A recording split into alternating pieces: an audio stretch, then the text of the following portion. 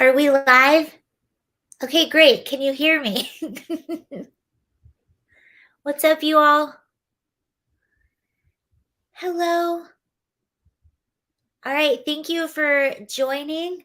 I know I'm about 2 hours earlier than I usually am. I'm usually live about 2 p.m. Eastern time.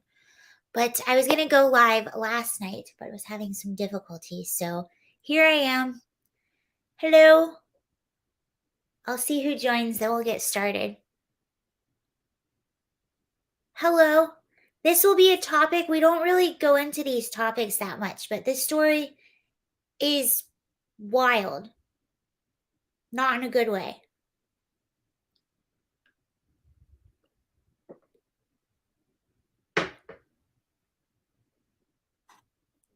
And we will wait just a moment to see if people join. And then I'll let you know what I have. Hello, thank you for joining. I'm also in a different location. Kind of. All right, give me just a moment. I'm getting one thing together and then I'll get started. No, that's not what I wanted to do. Okay. Okay.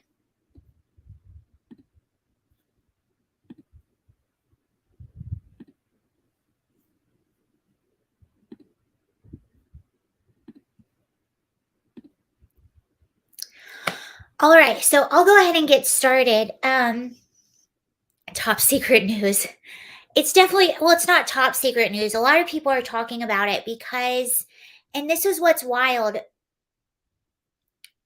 Just last week, we were all talking about the University of Virginia, and three students at the University of Virginia were offed. I have to be careful in a targeted manner. These individuals were shot. So this is why this is so, I mean, obviously there's a lot of reasons. And by the way, this person is still at large. The person in Idaho, but this was one of the reasons why it was so alarming. Classes are canceled at the University of Virginia today after a deadly shooting on campus. 3 people dead. Classes are also canceled at the University of Idaho after a mass homicide near campus. 4 people are dead. So first, let's look at what happened in Virginia last week, and then this is going to be about the University of Idaho because that person is still at large. Police do not have this person yet, and the FBI has now joined in on the investigation. But this is one just layer of this that is so alarming because what happened, both of these are said to be targeted. So at the University of Idaho, you had 4 college students who were stabbed to death in their off campus home at it was between 3 and 4 in the morning on Saturday night. And then just the week before this, oh, you're watching from Idaho. Wow. The week before this, you had 3 students at the University of Virginia who were shot to death, and both of these are said to be crimes of these are, I don't know if I can call the Virginia crime of passion, although I would imagine that's what it is. Both of these are targeted. Virginia was by another student. We don't know Idaho yet. A lot of people are speculating, but it could be. So first, let's look at what happened at the University of Virginia. Oh, they're talking about it. Good. This is what happened at the University of Virginia, and I'm sorry I don't have a picture of these guys. I tried to upload it, and I wasn't able to upload it to the stream. But in the University of Virginia, the 22-year-old University of Virginia student accused of gunning down 3 classmates allegedly shot one of the victims as he slept. So they were on a bus coming back from a field trip. The 3 slain students, Devin Chandler, Lavelle Davis Jr., and Deshaun Perry, were all members of the football team. 2 other students were injured in the shooting that unfolded on a bus as it returned to the Charlottesville campus from a field trip in Washington, D.C. on Sunday night. The suspect, Christopher Darnell Jones Jr., was taken into custody on Monday morning following a manhunt. Prosecutors said a witness told police that Jones targeted specific students on the bus, including Chandler. Prosecutors claim that Jones shot Chandler as he slept on the bus. Jones is facing 3 counts of second-degree murder and 3 counts of using a handgun in the commission of a felony. According to the University of Virginia Police Chief Timothy Logo, Jones also faces 2 counts of malicious wounding and firearm charges in connection to the other two. So, usually, when we see these situations involving multiple shootings like this on a campus, usually it's pretty random. But this one was targeted, and this was also a fellow student. They were on a bus together, returning from a field trip. Now, let's go to the University of Idaho.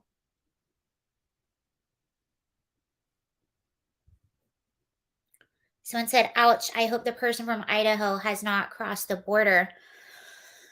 Um, and before, oh, where is that? Oh, I didn't have the picture. All right. So this is what's happening in Idaho. So this is one of the original. No word on how those 4 people.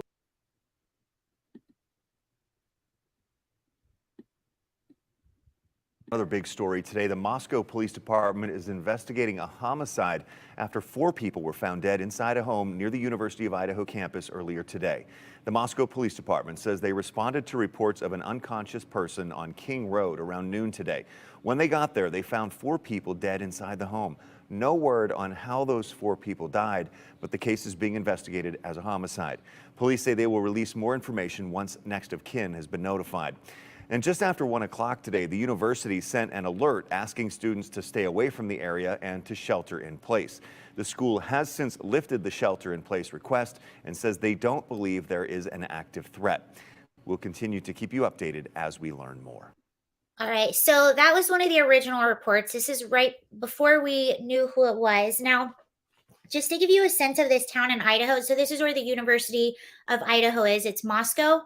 I keep wanting to say Moscow because it's spelled the same as Moscow, but it's Moscow, Idaho. It has a population of 25,000 people, and it has not had a murder since 2015. So this is generally a very safe area. They don't experience things like this very often. And these were 4 college students, all super young. And I'm going to read you a little bit about these college students. So, after the names had been released, this is what we know. So, this happened Saturday night between 3 a.m. and 4 a.m. And it says the 4 University of Idaho students knifed to death. So, these college students were stabbed to death in their home. In the early hours of Sunday morning, were killed so brutally. Blood was left oozing from the walls of their rented home. I'm not going to show you this picture, but that just gives you an idea of the magnitude of this crime. There was blood dripping outside of the walls. You could see it from the outside of the home. That's how awful this crime scene was. Exclusive, this is from the Daily Mail. Exclusive dailymail.com photos show blood dripping down the side of this house while evidence markers could be seen in the interior walls and the back porch. Police sources told the Daily Mail that the scene inside the home was the worst they have ever seen, with the victims left to bleed out following the brutal attack. There was blood everywhere. We have investigators who have been on the job for 20, 30 years, and they've never seen anything like this. The trash was taken, so they're searching the trash for the weapon. They still haven't found. They do know it was a really large, like military grade knife. The new developments come after a day where local authorities issued statements with a local mayor describing it as a crime of passion, and cops insisted it was a targeted crime. So obviously, the town is scared. Is this a serial killer? Was this random? Are we in danger? And cops immediately were telling people not to be afraid. But a lot of people have left the area, and cops now are walking back on this and saying, be really cautious, be careful. And I do know a lot of students have left the campus. and people have left the area until the individual is caught. I believe a family member of one of the young people that was murdered said, if they're going to do this heinous crime to my family member, why wouldn't they do it to anyone else? But it's scary knowing that someone like this is out there. Mayor Art Betgay, I don't know how you say his last name, said the murder appears to be a one-off type of situation. Something had occurred that resulted in these deaths, he said, adding that nothing was stolen from the scene. He had previously suggested the students may have been killed in a crime of passion or a burglary gone wrong. They do not believe it's a burglary gone wrong at this point. He told Fox News it's one of any plentitude of possibilities, including a burglary gone wrong, robbery gone wrong. Any of those is a possibility, and not one is the exclusion of others. Cops in Moscow, a town of 24,000 people, right on the Washington state border, also were at pains to reassure locals that no one else was at risk, saying in a statement released Tuesday that all 4 deaths are homicides. The statement said on November 13th, 2022 at 11:58, Moscow Police Department officers responded to a call on Kings Road for an unconscious individual. Upon arrival, officers discovered 4 individuals who were deceased. The deaths have been ruled to be homicide. And the autopsies did come back. They showed that they were stabbed to death. All 4 victims have now been identified. This is what's really sad. Listen to how young they were, along with the Moscow Police Department also said that no arrests have been made so far, so no one has been caught. They're all 20 and 21 years old.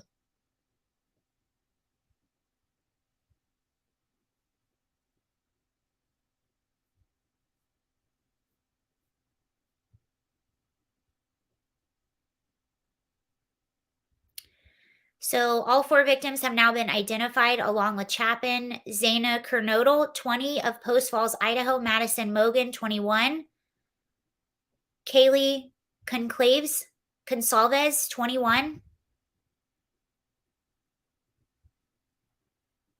Ethan Chapin also. Ethan Chapin, he was the one male and the rest were female. Ethan Chapin was one of a set of triplets who attended the University of Idaho. His brother Hunter paid tribute via Instagram account. Ethan's mother, Stacy Chapin, told the Seattle Times, "It is an unspeakable tragedy and the pain is so excruciating. Ethan was literally the greatest kid, friend to all, and a smile that could light up any room." Mogan was a marketing major, and Kernodle, who was also studying marketing, were both remembered by a post by Mad Greek. That is a restaurant they both worked at. The Facebook statement that it said, "It was with a broken heart and sadness to share with you. We lost 2 of our own here at Mad Greek." It continued, "Our deepest sympathies go out to all the friends and the family of Zaina, Maddie, Ethan, and Kaylee. You will be greatly missed. Thank you for being a part of our family team and helping so much." So that's what happened so far, and there's a few more updates.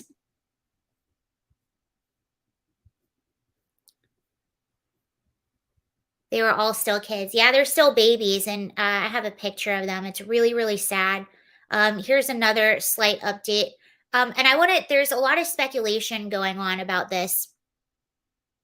Sarah, does the report mention anything about the surviving roommates? One dad said his daughter tried to defend herself. That's what we're going to get to. So here's an update by the police, and then I'll talk about the other roommates. His daughter tried to defend herself. Know why that call came in at noon. Okay, here we go. So these are the kids. So it's going to be, can you guys see my cursor? So it's the blonde in the Idaho, the blonde under her, the guy next to them, and then the brunette. So it's the 4 in the middle. I believe the 2 on the sides might have been the other roommates.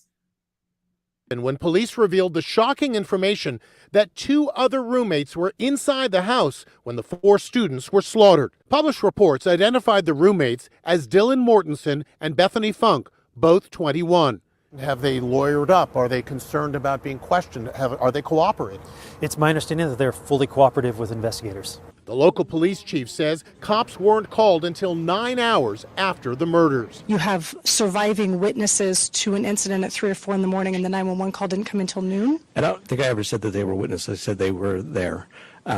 So, we don't know why that call came in at noon and not in the middle of the night. Well, I'm not going to go into what they shared that night. This is the house where the murders took place. There's a keypad lock on the front door, but friends say many people knew the code. Around the back of the house is a sliding door, which may have been unlocked. The house is large, 6 bedrooms and 3 bathrooms. Police aren't saying where in the house the 4 bodies. Okay, so a lot of people are curious about this is just speculation.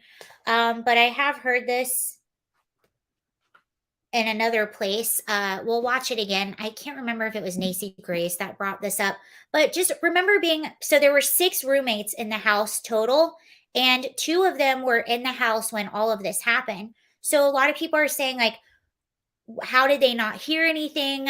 Why were they spared? How are they not witnesses? And why were police not notified until noon the next day? Keep in mind when this happened, you all, and we do know that a lot of them were out. We're going to get into this even more. So the 4 people that are not here, they were both out earlier in the night. 2 of the girls were together, and then there was a guy and his girlfriend, and they were together as well. They were both at 2 different, I think some people went downtown, some people might have been at another house, but they were all out and then they came back. And keep in mind, this is a college town. Saturday night. This happened on Saturday night at 3 a.m. So it's really not that odd to maybe have had a few drinks, maybe be sleeping, and you sleep in until the next day. How many times have you done that? So I don't think, I mean, obviously we don't know. This is just speculation, but I don't think it's that odd that they could have possibly been asleep in the house, not heard anything. It's a really big house too, and then just slept in till noon the next day. And it is said that these individuals could have been murdered in their sleep. So if they were, then they would have been in their bedrooms. Maybe the doors were closed. Like you have no idea. But I don't think it's that far of a stretch that a bunch of college kids are in a house together and they don't notice until noon the next day, given that it's a house this big, given that a lot of them were out the night before, and given that I'm pretty sure some of them were drinking. But here we're going to go into this a little bit more. 4 college kids. How do you kill? Okay. And here's they're talking about that a little bit right here. Citizen sleuths across the USA are focusing their attention on the brutal slayings of 4 college kids. How do you kill 4 people with a knife? We're learning about another strange detail in this case. My most immediate question is, where's the suspect? Dozens of websites and postings from armchair detectives are springing up, and some of the best known lawyers and detectives are offering their own theories about what may have happened. Interesting how 4 students can be overcome by 1 person with a knife, not a gun. Olivia Gonzalez isn't waiting for police. She's tracking down her own leads to find her sister Kaylee's killer. We're not getting any answers, and we're not going to settle for that. Hi. It was Olivia who found the potentially crucial video of her sister and Madison Mogan at a food truck just hours before they were murdered. She also tracked down their Uber driver. I found neighbors' Ring camera footage so that I can verify that the Uber driver took her home. She's also raising questions about why her sister called a young man named Jack multiple times the night she was slain. At 2:26 a.m., Kaylee starts to call Jack. Kaylee calls Jack 6 times between 2:26 a.m. to 2:44 a.m. Okay, so keep in mind she called this individual that many times. The murders did happen between 3 a.m. and 4 a.m. So her last call was 2:44, and they are saying that this happened between 3 a.m. and 4 a.m. So just keep that in mind. Gosh, I give you a lot of credit. You're almost like a detective here, putting all the pieces together. I spoke with retired detective Phil Waters, who had a 96% clearance rate on homicide cases when he was with the Houston Police. There's no doubt that this is a person who is filled with a type of evil that is incomprehensible. There were 2 other roommates in the house who walked away from this. How is that possible? The use of an edged weapon is going to prevent any kind of real sounds that would awaken the other 2 girls. If this person, and it appears to be they are, proficient with an edged weapon, the deaths would have occurred so quickly that there would have been no opportunity for them to cry out. And that's a lot of people were saying, well, how did this individual, it's really hard for one person with a knife, even a really large knife, to overpower 4 people, especially given one of those individuals was a male. But they are saying, and I think it was the coroner? They are saying it's very likely that they were killed while they were sleeping. And if that's the case, and if it's also true what the detective is saying, it's very possible that they didn't hear and that they were killed while they were sleeping. I live in Idaho, crazy story. Yeah, that's a wild story. And it really, the reason, I mean, it's hard for a story like this not to strike you. But it's the same as the UVA story. Both of those stories are so striking. The UVA is striking because they're all peers. And if this was a crime of passion, if this was a targeted thing, then I think it's very likely that the individual that did this is another peer. So it's like, what is going on with our young people?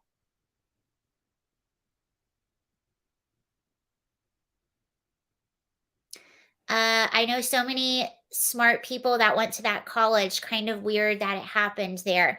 Yeah, we were just talking about the numbers too. So this town, this Moscow, it has, the Daily Mail said it had a population of 24,000. I have here 25. So between 24 and 25,000 is the total population of this town.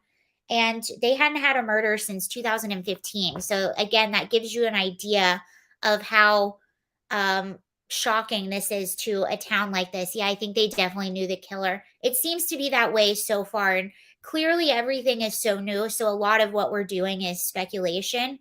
But I do want to point out the video that the sister found. So this is pretty crazy. Also want to point out too, the sister isn't necessarily blaming law enforcement. She says they're probably just incredibly overwhelmed and they're getting a lot of tips right now.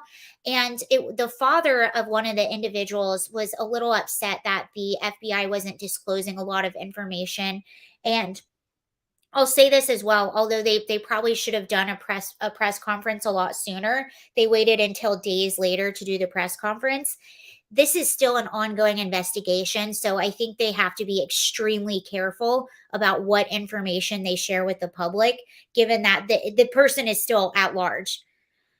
But the sister, the video that they're talking about now, this is something, again, this is just speculation. This could be nothing or it could be something. But this is the video that the sister found. So 2 of the girls who were out earlier in that night went to a food truck before they came home, and the food truck actually live streams. So they have a video that shows the food truck and they live stream it all night. And they found her sisters on that live stream, and there's somebody that could possibly be suspicious in this video. So I'll show it to you. This is the New York Post actually put this together, but this is what the sister found and gave to the police. Also, the FBI is involved now too. So you have all these different agencies that are involved. Another big story today, the Moscow Police Department. Okay, so I'm going to show you the video. The 2 girls, you'll see arrows point out to who they are. There's 2 girls coming up right now. One has the black jacket on, the other the sweatshirt. Look at this guy in the hat behind him.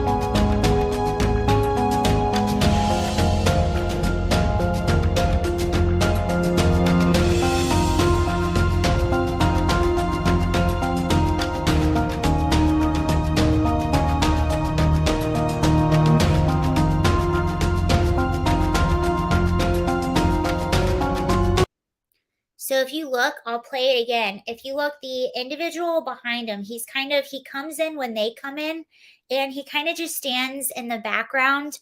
It looks as though he's watching them, and you can see he sort of looks around, and then he takes his hat. It was backwards. He takes it and he turns it around frontwards, and he puts his hat, or he puts his hood back on. And then you can see he kind of just hangs out behind them. And then when they leave, he eventually leaves as well. So this is a person of interest. This is who they want to talk to this person. Again, it could be nothing, it could be something. It looks really creepy. It looks really strange. He followed them. Yeah, it does. It appears as though when they leave that he kind of follows them, but I'll play it for you again. So just watch all of this.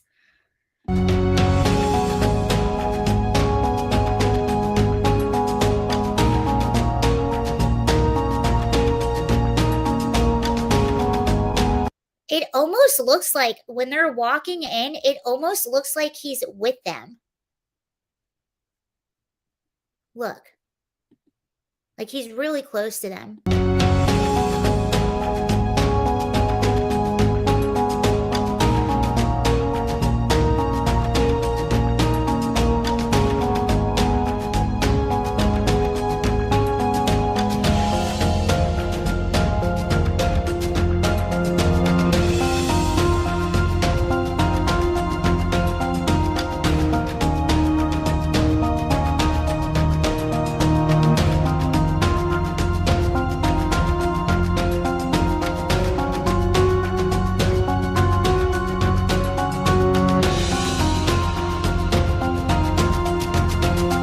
And those are the two girls.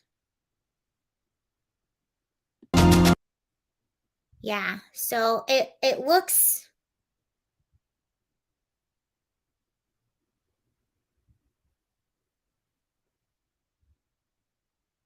he was lining up and then he went all the way to the back. Yeah.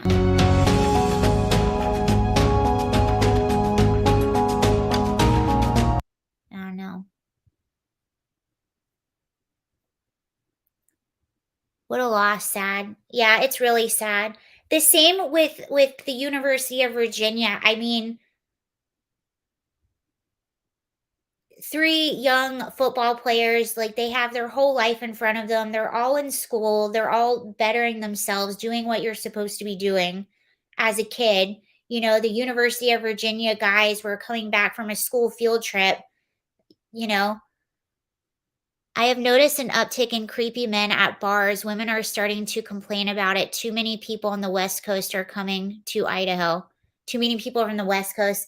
Yeah, and I hesitate to say anything. You want to respect because this is so fresh, this is so new, and you don't want to speculate. And we don't know. I mean, this guy looks super creepy. Right? It could be nothing, it could be something, but it's so important to be aware of your surroundings. And yeah, I mean, creepy men do this all the time. It's funny. I used to live in West Hollywood, and a lot of people get robbed. And I'm not saying this is what happened. This could be, I'm not saying that at all, but I'm just saying, since we're talking about this as a general, just a general thing in West Hollywood, a lot of people get targeted when they're leaving bars. A lot of people will come in from South Central LA. People don't realize this, and this is why you see like a lot of those smash and grabs in Beverly Hills and West Hollywood and stuff like that. Beverly Hills is not very far from, Compton, South Central LA, all of those areas. So people will come from out of town because they know that people with money are hanging out in these areas. And a lot of times, a lot of these robberies will happen when the bars close. When people are leaving the bars, then they're a little drunk. They're not on their alert. Their guard is a little bit down. And that's when a lot of times people will get targeted and they'll get robbed. No, I'm just saying, yeah, a lot of things happen late at night when people are leaving bars because they know that you're not you're not super alert, your guard is down, and people will get followed home and stuff like this. And what's crazy too, what this reminds me of, and again, I don't know what happened. We're just speculating about this. There's so much we don't know. Um, but since we're talking about the University of Virginia, there was, oh gosh, this happened years ago, you guys. There was a guy, and this happened at the University of Virginia, and it was surveillance footage from downtown, the bar areas. But there was a man who was going around, and he was a serial killer. He was killing young girls. And one girl he killed, she was at a Metallica concert, and he followed her out, and she was later found in the woods. Another girl, and she was 20, I think her name was Morgan. She was 21. She was 21 or 22, so she was pretty young too.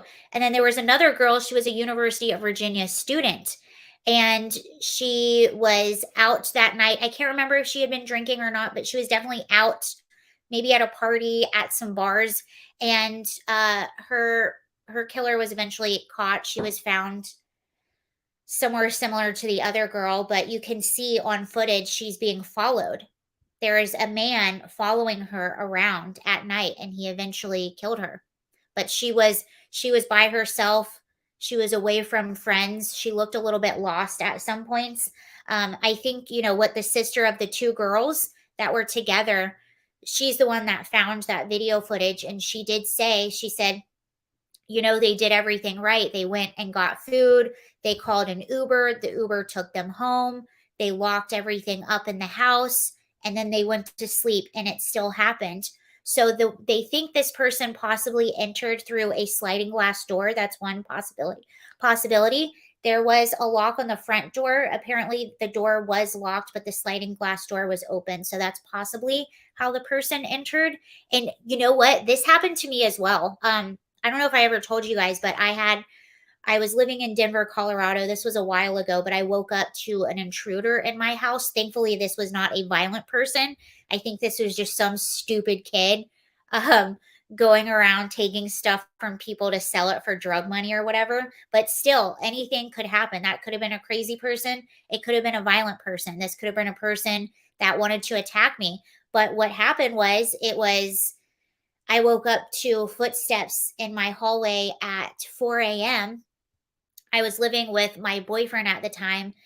He woke up, found the person. The person, thank God, was not armed. The person just left. But he came in through a window. All my doors were locked. He came in through a window that I assumed was locked. I just didn't check it. But I thought it was locked because I never opened it. I just assumed it was locked, but he got in through that window. And it was funny because he was like the nicest criminal ever. He told my boyfriend how he got in, and he said, "I'm sorry, man." Anyway, the police ended up catching him. He didn't end up taking anything because we caught him. He was trying to take our electronics or something, I think, to go sell them. But we thought everything in our house was locked. I usually check. It was just that one particular window that I didn't check, and he found that it was open, so that's how he came in. So even if you think, you got to double check your stuff and make sure it's locked. And obviously in this situation, it seemed like the person really wanted to do harm and wanted to come in. But a lot of times, if it's a struggle to get into your house, whatever obstacle you can put in to stop someone from getting into your house. So the guy that came into my house, all he was doing is he was walking down rows of houses, and he was seeing which one he could easily break into. Mine just happened to be that one. So all the other houses, they were all locked. He didn't go into those houses, but my house, he found that one window that wasn't locked. So that's how he came in. Denver worked in Vail. Luckily, we did not have any vagrants there. I check my window. Yes, check your windows. And this one window, so this was at a house that we rented for, I think I lived there for 4 years. And this was like 2 years into living. And I'm so ashamed to say this. I never once checked this window because I never opened it the whole time we lived there. Never checked it. Just assumed that it was locked. because I never once in 2 years opened that window. It was open the whole time.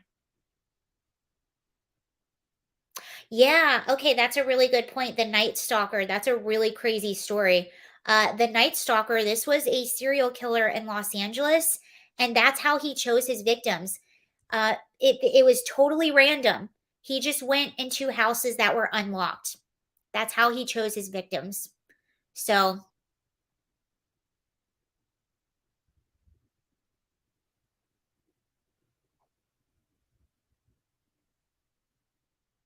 I don't see how you could have an unlocked window.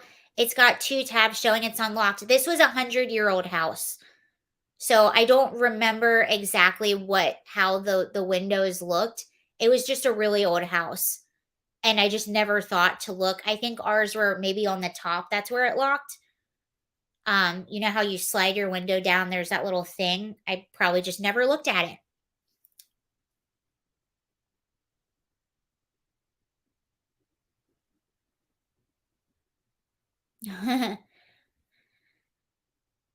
Tim said, "Where I live, you can leave your windows unlocked all night long." Yeah, I lived in a town like that too, where you can just leave everything unlocked. I guess you're really not safe anywhere. Yeah, so that's how the Night Stalker chose his victims. He would just whoever just happened. I guess I don't know. I guess he would just show up in a random neighborhood, and whoever had their doors or windows unlocked or door, I have no idea. But there was a movie, there was a horror movie a while back. It was called The Strangers. But the premise of this movie was the person who wrote the film, there was a serial robber or something. I don't think it was the Night Stalker, but it was someone in his town that did something similar. So what they would do is they would go around and they would knock on doors, and whoever was not home, that's the house that they would choose to rob and ransack. So on his horror movie, what he did was the reverse. So he had people going around and knocking on doors, and whoever was home, that's who they would terrorize. So it's really important to lock your stuff. Oh, initially, some people said it was carbon monoxide poisoning. Yeah, no way. I'm gonna let's see if there's any updates on that. But I really hope that they find this person. And again, I don't think it's odd. I don't think it's odd that I mean, who know again, we're still learning things. This everything that we're saying is speculation. I don't think it's too odd that the roommates didn't hear anything. I mean, I can't even tell you how many times in college I slept till like noon or 1. Not I don't recommend it, but I'm just saying. I partied a little bit. I don't think it's too odd, especially if you're all in separate rooms and you're in a home that big.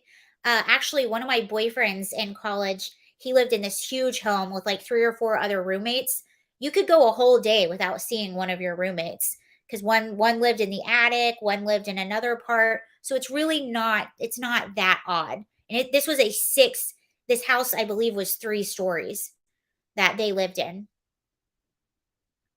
And just remember how you were in college. I don't think it's that odd.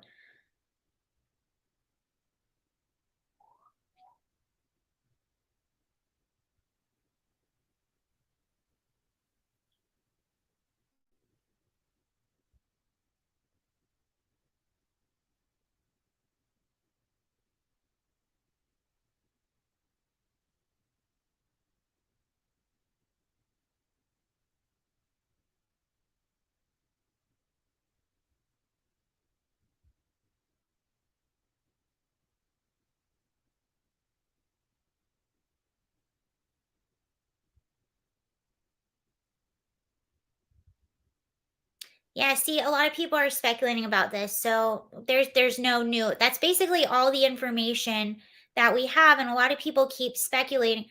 So somebody says the University of Idaho quadruple homicide case is extremely weird, and the roommates being at home is something. I don't find that unless you give me a reason to think that's weird.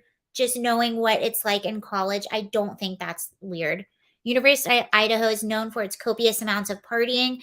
They were probably hammered. Well, okay, so That I did see. I wish I could show it to you. You know what? Let me see if I can find it because I think that's a part of the story. And that's not to say anything bad about the students. We've all been in college, and these appear to be like really great kids. So it's not to speak badly on them. And again, they did what they were supposed to do. They got food, they got an Uber, they went home. They did not do anything wrong. I feel like that's maybe another reason why people are very protective over this. That could be an element that is missing. Um, but I want to play you if I can find this video. It's really, really interesting. If I can't find it, I'll tell you exactly what's on it. But I think, oh, shoot. I don't think I'm going to be able to find it, you all.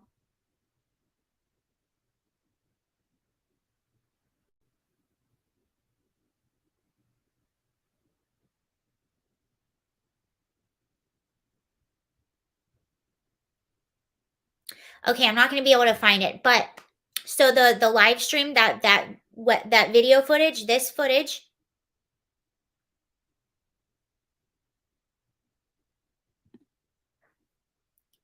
So the guy who owns the food truck, they were in line at a food truck, and the guy whose food truck it is, he's the one who basically owns this footage and released the footage. I watched an interview with him, and it was really interesting how he worded things. So he did say, he said, I do remember the two girls, they were really polite. They came up to my food truck, and he said, one of the girls was more energetic than the other girl. The other girl seemed to kind of be in charge of this situation, seemed to be the, you know, the together one of the group, and was kind of taking charge of everything. They got their food, they left, and he said it's pretty normal, this late at night to have some people that are more energetic than other people, and other people that are kind of the caretakers of the group. So he was, I think, hinting at the fact that at least one of them was a little inebriated and the other one was sort of, and I think they're kind of skating around that because they don't want to, obviously you want to be careful because you don't want to victim blame, and I don't think that's what it is. I don't, because they don't even appear, even if one of the girls was a little tipsy, she doesn't appear to be. You can see a tad bit of stumbling in the video. It might be a different, because this is a longer video, this is just the condensed version of it. There was a little bit of stumbling, but to me it wasn't like, every girl group has a leader. Yeah, and it seemed like the girl in the sweatshirt was kind of the leader and the one that had it together. So I want to be even careful mentioning that. And I actually get now why they're careful mentioning that, because you don't want everyone coming out and saying, well, they were drunk and this and that. That, no. Yeah, that's not unusual in a college town. Reminds me of my own college days when I'd see girls like that. Yeah. And that's normal. And it's college.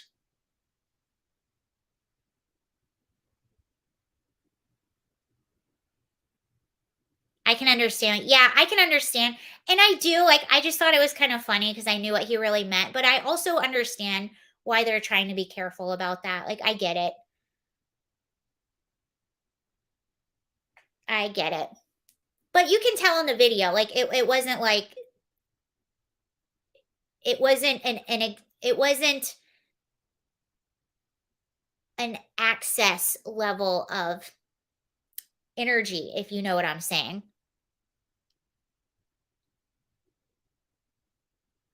Yeah.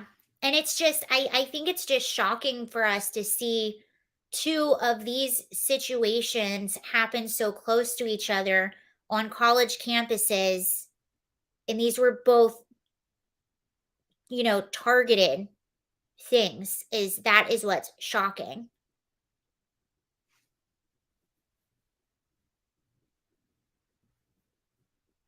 Let me see if there's anything else.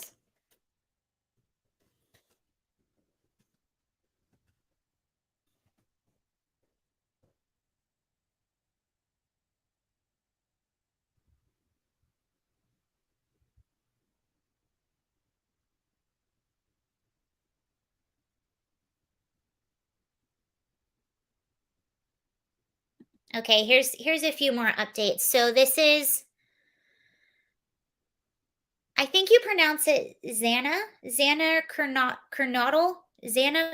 So she is the brunette. The killings of 4 University of Idaho students have left the small community of Moscow shaken and afraid as the suspect or suspects.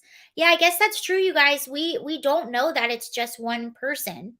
Remain at large. On November 13th, Zaina Kernoodle, 20, Ethan Chapin, 20, Madison Mogan, 21, and Kaylee Consalves, 21, were found dead in an off campus residence near the University of Idaho on Sunday.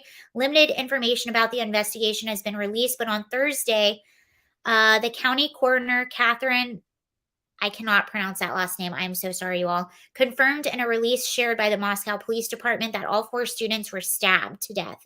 Now, the father of one of the victims is speaking out about who his daughter was and about how she courageously fought with her attacker. She just liked having fun, Zaina Kernoodle's father, Jeffrey, told Arizona's family. She was all the time, always with her friends. Jeffrey said that Xana was in constant communication with her family, and that he had last heard from his daughter around midnight on Sunday. I think midnight was the last time we heard from her, and she was fine. Authorities have said there were no signs of forced entry. Jeffrey told the outlet that the front door of the student's home, where all 4 victims were found, had a lock with a number code. So the killer either knew the code or went to the side sliding door of the home to check if it was unlocked. No suspects have been named or arrested at this time, although Moscow authorities initially called the killings an isolated targeted attack and stated that the public was not in danger. They have since walked back these comments and stressed that the community should remain vigilant. We do not have a suspect at this time, and that individual is still out there. We cannot say there is no threat to the community. Kernodle and Chapin were in a romantic relationship, and Chapin's mother, Stacy Chapin, previously told King 5 that her son was spending the night with his girlfriend the night they were killed. Her and Ethan were together about a year, give or take. When I went up there, I saw her just a week before that, and she changed a lot. She had a life. She got to see what it was like to have a boyfriend you live with, and she really turned around. She was really responsible, helping him out with his studies and stuff. I was really impressed. Jeffrey told the outlet that the autopsy showed that his daughter fought her killer based on bruises she sustained during the attack. Bruises torn by the knife. She's a tough kid. Whatever she wanted to do, she could do.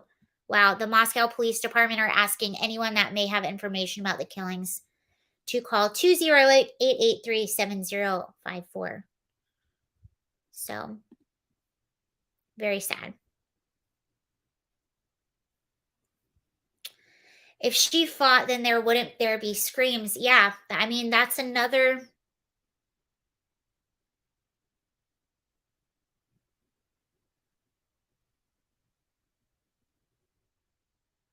heartbreaking and incomprehensible, which makes it difficult to present remedy. Yeah. I just hope they find the person or people. Again, we have no idea.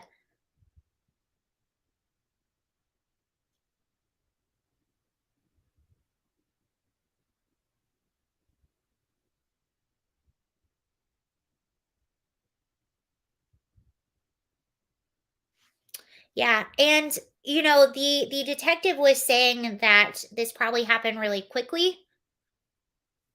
So I'm sure we'll find out more information. I think there was one more thing that I saw.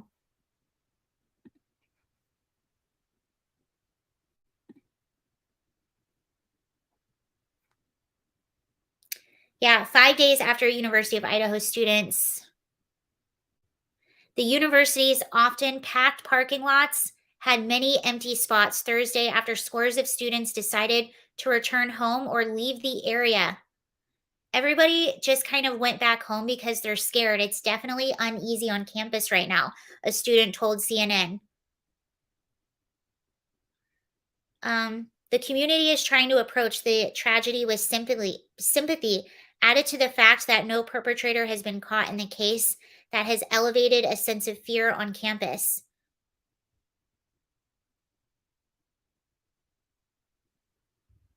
So the two other roommates who were inside the home at the time of the death, neither was injured nor held hostage. Investigators are speaking with the two surviving roommates, and apparently they are cooperating. Potentially they are witnesses. Potentially they are victims. Potentially they're the key to this whole thing, said ABC's Kana Whitworth. Police have said they don't have a suspect. Snell has said that no one has been included or excluded as a person of interest and or suspect. Wow. Yeah, this is very strange.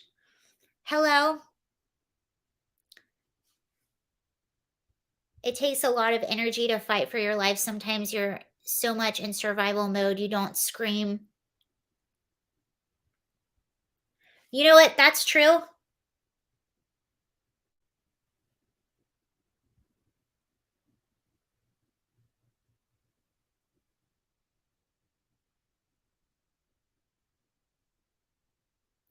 It's sad because it's only a matter of time before the violence in California, Oregon, and Washington spills over into Idaho.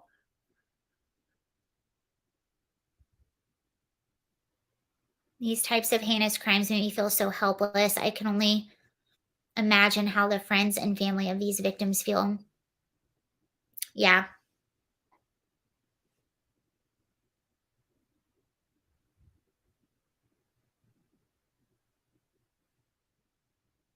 Yeah.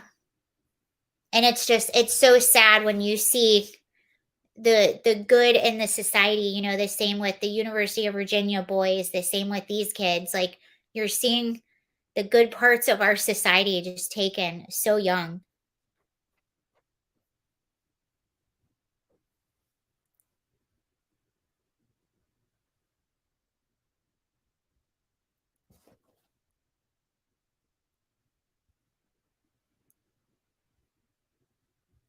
Wait, we'll be locked up here because the creep comes up here.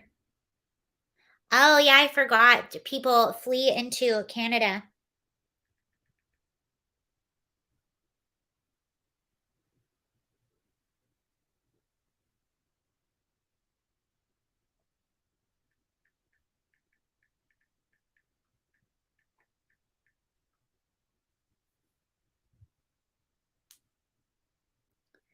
Yeah, I hope they find the I keep updating. I'm just hoping, okay, they found someone. No, they haven't found anyone.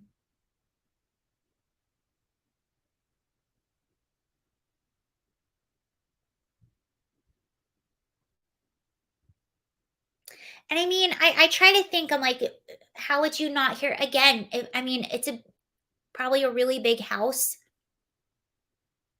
I don't know.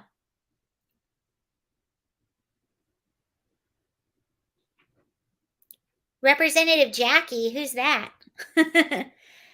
Everyone in America just needs to carry a gun all the time and near the bed. Thousands of crimes and killing per year. This would never happen. Yeah, it's really scary. There was also a number. I hope this isn't true. Did you guys hear this? This was actually, they were talking about it on Fox News. Okay, after this, we all just need to pray and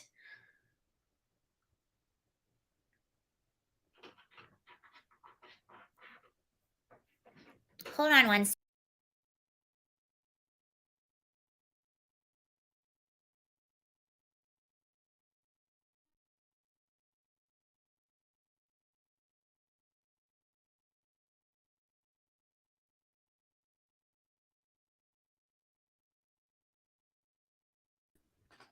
It was my cat again. I had to get her.